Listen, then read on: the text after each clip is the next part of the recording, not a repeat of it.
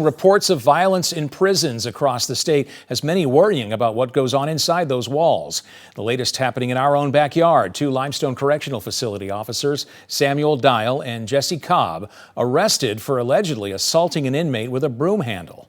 Organizations like Alabama Appleseed say it is working to stop the violence. WAAY 31 reporter Jillian Kay spoke with one of the agency's researchers. She joins us live now with more. Jillian.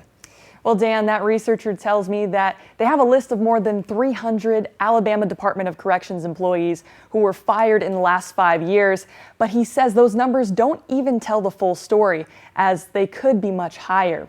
Now, Eddie Burkhalter researches for Alabama Appleseed. He says court records show 19 correctional officers charged with work-related crimes like assault, homicides, drugs, and contraband since 2018, but he says some offending officers may have quit before ADOC even had the chance to fire them.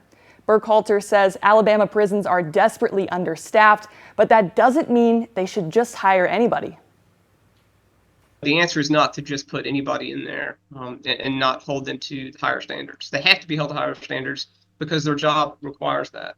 Burkhalter says their organization is working to get the total number and names of all former ADOC staff facing criminal charges. He believes we will continue to see more officers charged with violent acts unless the Department of Corrections becomes more intentional in their hiring process.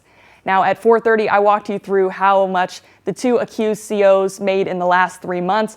But tomorrow, I'll be working to find out if these officers are making the same amount of money in their no-contact positions as they did before. With coverage you can count on, I'm Jillian Kay, WAAY 31 News.